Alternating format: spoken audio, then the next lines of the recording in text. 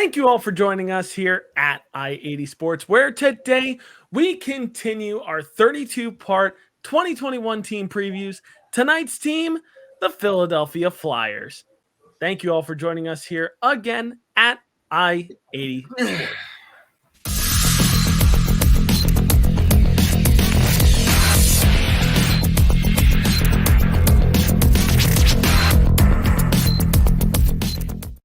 Thank you all for joining us here at I-80 Sports. Make sure you follow us down below at our website, i80sports.com, for all of our team previews coming up, which we've only got a few left in the docket, and we have more that we've already covered. So you want to make sure that you check out our previous videos as well as all of our future content that we got coming up in the regular season. And hey, if you're here on YouTube, make sure that you like, comment, and subscribe for all of the team previews that we've had previously, as well as the last couple that we got coming up on the docket.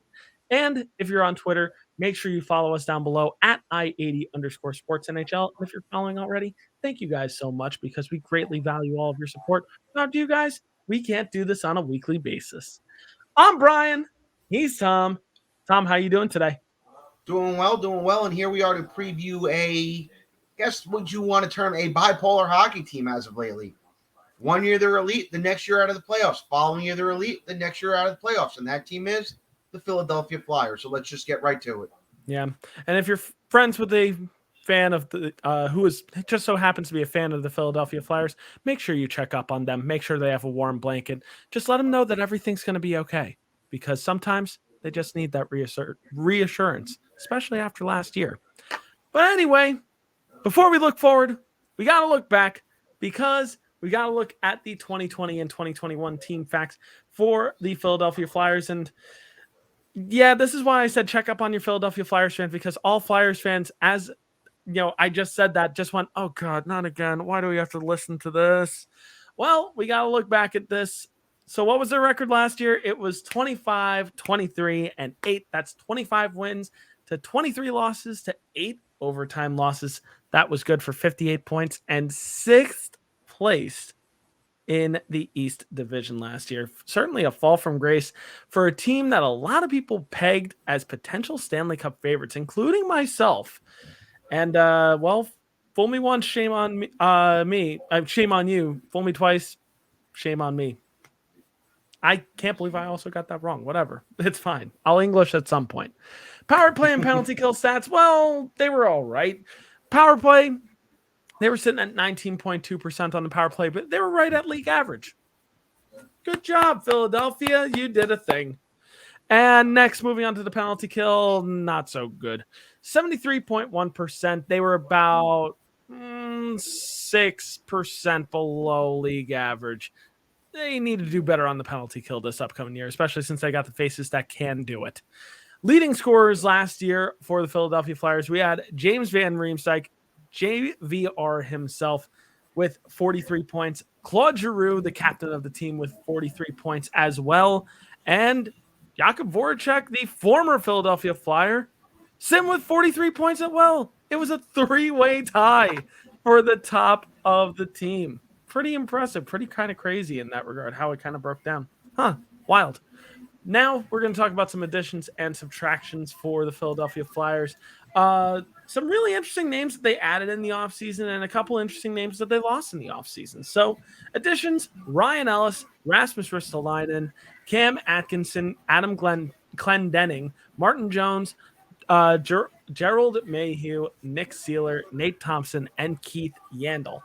Subtraction-wise, Philip Myers, Nolan Patrick, Shane Gostisbehere, Ghost himself, Robert Haig, Jakub Voracek, Brian Elliott, Alex Lyon, and Carson Turinsky, who they lost in the expansion draft. He is now a member of the Seattle Kraken. So some pretty notable names here. On the addition side, some notable names here: Ryan Ellis, Rasmus Ristolainen, Cam Atkinson, Martin Jones, Nate Thompson, Keith Yandel. Those are some pretty notable additions to the Philadelphia Flyers this year. And on the subtraction side of things, Philip Myers, Nolan Patrick, Shane Gostisbehere, Robert Haig, Jakub Voracek, Brian Elliott. Those are some really important names, because all of them found their way into the lineup last year. So it's quite a change this year for the Philadelphia Flyers this year.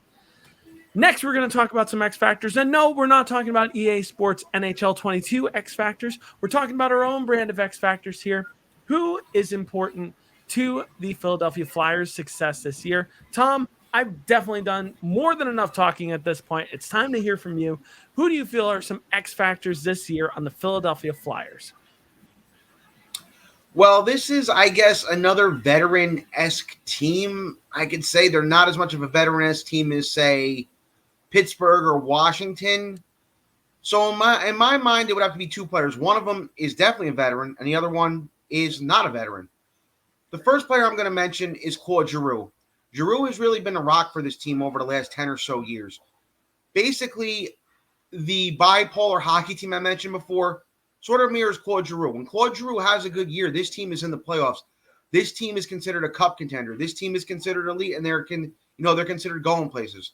When Giroux has an off year, this team is sitting home come playoff time. With Kevin Hayes being out to start the year, they're going to rely heavily on Giroux for his offensive output.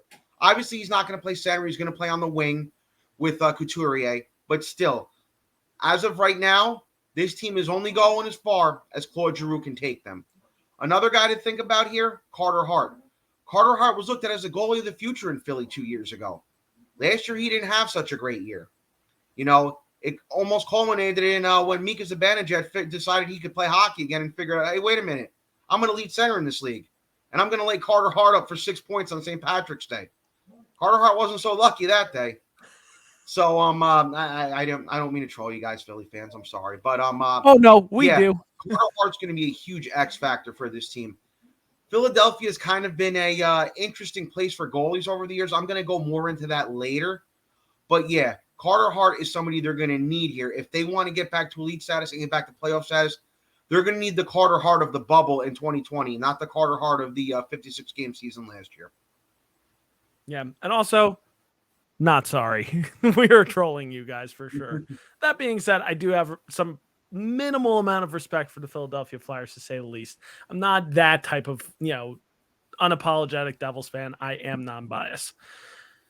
There are a number of X factors on this team this year. I do agree with who Tom highlighted here in Claude Giroux and in Carter Hart. Carter Hart, I'll get back to more in a second. Claude Giroux, I'll get back to in more in a second. Another name that jumps out to me is one of the best two-way centers in the entire league, Sean Couturier. And Couturier missed some time last year, and the Flyers missed him dearly because of it. With a full season this year coming up, Couturier could help the Flyers get back to the playoffs this year, while also potentially being a candidate for the Selke Trophy, which is a trophy given to the best defensive forward in the NHL, a trophy that he's actually quite familiar with. So Couturier could return to form this year, especially getting top-line minutes with Claude Giroux this year. So I could very well see that happening for him. Next is Claude Giroux, as Tom mentioned before.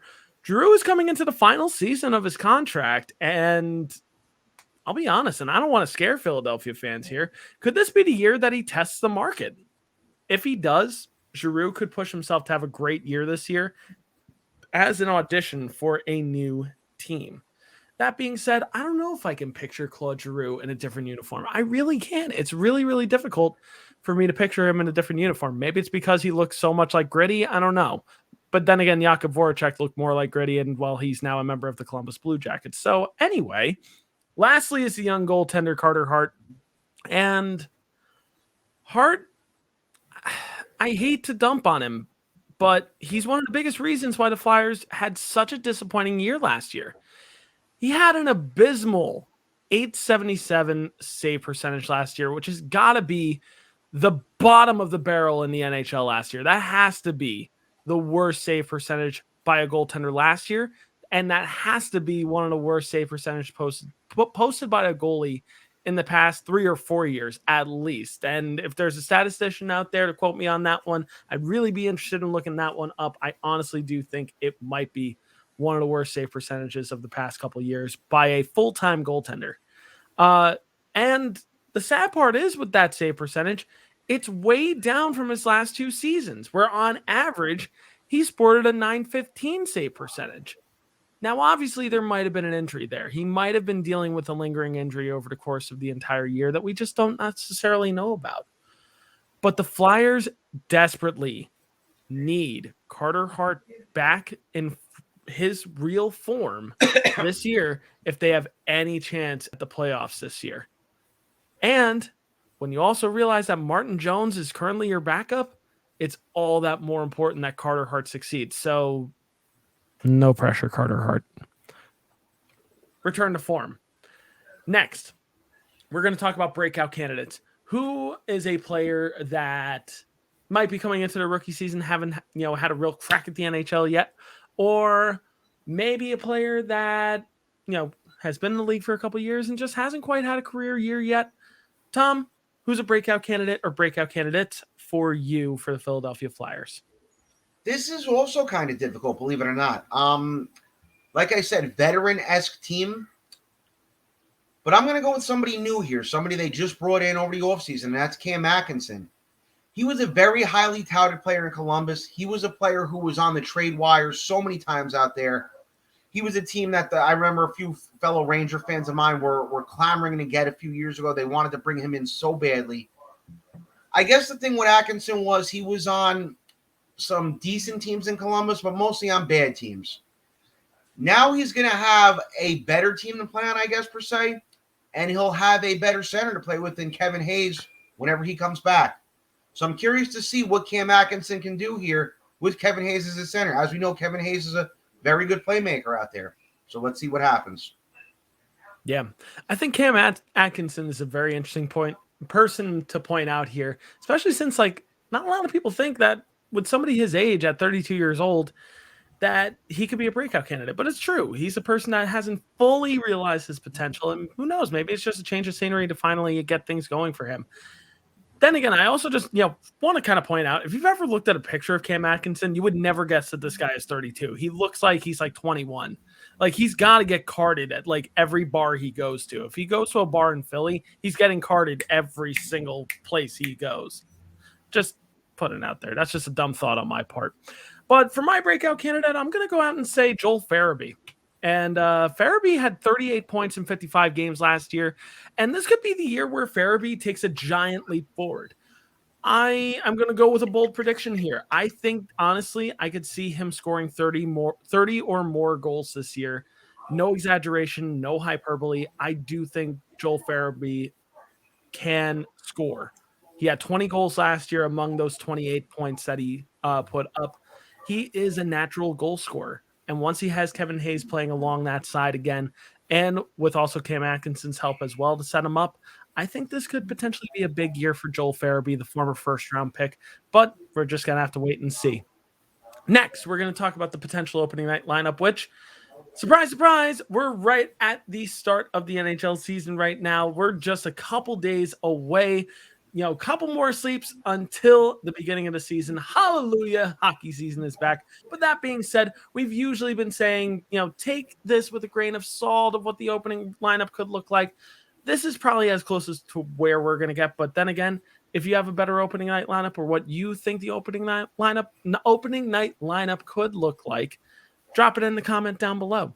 But that being said, let's take a look at what this opening night lineup could look like next week. So that being said, let's start with the first line. As usual, we're looking at the top line here, moving from left wing to center to right wing. We've got Claude Giroux with Sean Couturier and Travis Konechny, who is also another difficult person not to name as an X factor. He certainly A, knows how to get under people's skins, but B, play a really good game of hockey. I think of Travis Konechny as a Brad Marchand type of light player, in the sense of getting under people's skins while also playing just amazing hockey, scoring goals, and just working harder than most of his opponents. Next on the second line, we've got Joel Farabee with Derek Brassard and Cam Atkinson.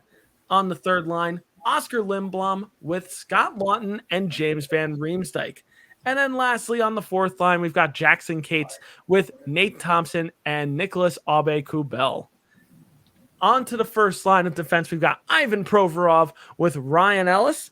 Pretty good-looking first defensive line there. I got to say, that's a pretty scary first defense pairing. Next, on to the second line of defense, Travis Sanheim with Rasmus Ristolainen. And lastly, on the third line of defense, Keith Yandel with Justin Braun. And to round things out, we've got the goaltending. Our starting goaltender, Carter Hart, with backup goaltender, the recently acquired in free agency, Martin Jones. So I got to be honest here. Even without Kevin Hayes on that second line, this is still really not a bad looking lineup overall. I don't think this is a bad looking Flyers lineup whatsoever. I mean, what do you guys think? Drop a comment down below in terms of what you think. But we also got to talk about some variables here. There are ways that this lineup can obviously evolve in the next few days if something happens, like if, I don't know, Travis Konecny falls down a flight of stairs or something like that. I don't know why I keep alluding to people falling down a flight of stairs. I said that with Anders Lee in the last video. If any of this comes true, I am so sorry. But, there are ways that this lineup can change between now and opening night. There are ways that this lineup, it changes and evolves from opening night to the Olympic break, and then from the Olympic break past the trade deadline. So, Tom, what are some ways that this lineup could evolve? What are some variables here for the Philadelphia Flyers? Well, the biggest one here is, will Carter Hart finally be able to be that guy in net in Philly? Over the years, goaltending in Philadelphia, as we all know, has kind of been a revolving door. I remember as a kid and even into my 20s, it would always be a joke about who Philly's starter would be in the playoffs that year. It seemed like every single year when the Flyers would make the playoffs, and back then they made the playoffs almost every year, they'd have a different guy in net. When they went to the finals against Chicago in 2010, you had Brian Boucher and Michael Leighton splitting the duties. It's really difficult for some reason to be a goalie in Philly. I don't know why. We've seen young, promising goaltenders come through there. We saw Robert Esch come through there in the mid-2000s. Wasn't early 2000s. Mid-2000s, Robert Esch was considered the next great Flyers goalie and the next great American goalie. Within 3 years, Robert Esch was no longer in the NHL. We saw them throw the farm at Ilya Bryzgalov how many years ago and let Mike Richards traded their two best players, and Mike Richards and Jeff Carter, away to bring Bryzgalov in. Bryzgalov was a backup goalie for them by the end of the year that year. So the thing is that will Carter Hart be able to get over the struggles he had last year and finally become that Flyers goalie in the mold of guys like Bernie Parent and the departed Pelle Lindbergh? Can it happen? Another factor here is Kevin Hayes in that contract. He's getting paid $7 million a year to be a second-line center. And I know he's one of AV's guys from the Rangers when he coached them there. But he's never even hit 50 points in Philadelphia. He's never hit 50 points anywhere. And now he's getting paid $7 million to get 40 points a year? Doesn't make any sense to me. If this team is on the outside looking in come playoff time for the second straight year, will they look to move Hayes? And will they maybe look to move Claude Giroux as well? I do think teams will be interested in Giroux if teams on the outside looking in, and they don't want to lose him for nothing. But it's hard to sell on a player making $7 million who can't even hit 50 points. And will Kevin Hayes this year finally be a 50-point-plus player? Or if he isn't, that contract's going to look real bad on the Flyers if this team is not a playoff team this year. Yeah, a lot of question marks here. I mean, I think the important note, like you just mentioned, is Kevin Hayes. And beyond just like thinking of a $7 million cap hit, it's the fact that he's missing in action right now. He's going to slot in as your second line setter, like flanking Joel Farabee and Cam Atkinson. And when he comes back, Hayes could be a difference maker if the Flyers are flagging at that time when he comes back. But I guess my question is, with how volatile this lineup could be, will management blow this team up if they're not either fighting for the playoffs or even sniffing the playoffs by March? Just looking up and down the list at Cap Friendly right now, which thank God for Cap Friendly as per usual, as I've mentioned in previous videos, even without Kevin Hayes going to like LTIR or anything along those lines, the current cap space for the Philadelphia Flyers is about $1.2 million. So if you take Kevin Hayes' numbers off the books real quick, if you transfer it to long-term injury reserve for whatever reason, then it realistically is about $8.25 million, if I can actually math right. But you've got a couple of expiring contracts here that if the Flyers are flagging by the trade deadline, you could trade. Claude Giroux, as I mentioned before, he's coming into the last year of his contract. He's an $8.275 million a year cap hit. He's a person that could get dealt. Rasmus Ristolainen, recently acquired from Buffalo, he's coming into his UFA year. If he doesn't prove to you anything or any reason why you should extend him, trade him. That's a $5.4 million cap hit that you can get off your books. Justin Braun is another person coming into his contract year. $1.8 million you're owed to him. So a little bit less of a significant contract. But here's the thing on the defensive side of things. You have people that could potentially plug in and play if you decide to trade a Rasmus Ristolainen, and if you decide to trade a Justin Braun. You've got Cam York waiting in the wings, waiting for that opportunity. He's a person that could potentially be ready for those NHL minutes if you decide to move on from any of those names that I just mentioned. He's a person that could be brought up.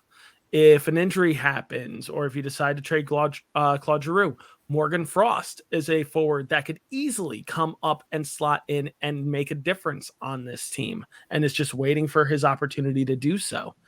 Moving right along from there, will Carter Hart bounce back after a miserable year last year, or is it going to be much of the same from last year? If it's much of the same from last year, this could be a really rough year for Philadelphia. That being said, I don't think that it's going to be much of the same from last year. I do think Carter Hart is the real deal. I do think that he has flashes of brilliance, that he is a really good goaltender. Maybe it's just growing pains last year. Maybe he was dealing with something significant last year and it just didn't come out. I do think Carter Hart bounces back. And you know what? If he doesn't, then I eat my words and just whatever. We move on from there. But I do believe in this kid. I think a lot of Flyers fans believe in this kid as well. Give the kid the chance to develop. He's still young as well. Young goaltenders need that time to develop, especially taking their bumps and bruises to do so. But moving on to the question of the day, our last segment, which our question of the day remains the same as always, which is, where do the Philadelphia Flyers finish this year in the Metropolitan Division? Tom, let's start with you. Where do you think the Philadelphia Flyers finish in the Met this year? Well, our friends Dave and Alex are going to hate me for this, and progressive Flyer fans are going to hate me for this, but I'm going with 6th place, and I do think they battle with the Penguins up until the last day of the season for that second wild card spot. Now, because they do that, that doesn't allow them to make any deals at the deadline and tear this team apart. So now they head into next offseason with even more question marks. And they potentially lose Claude Giroux for nothing. And they're potentially stuck with Kevin Hayes at $7 million a year with less than 50 points yet again. So yeah, 6th place here, if you ask me. Here's the problem with the Philadelphia Flyers that I found in just the past number of years. This team could do really well or really bad this year. There is no in between. But this team alternates years being in and out of the playoffs. 4 years ago, they were in the playoffs. 3 years ago, they were out of the playoffs. 2 years ago, they were in the playoffs. Last year, they were out of the playoffs. So by that logic alone, you would probably guess that they're a playoff team this year.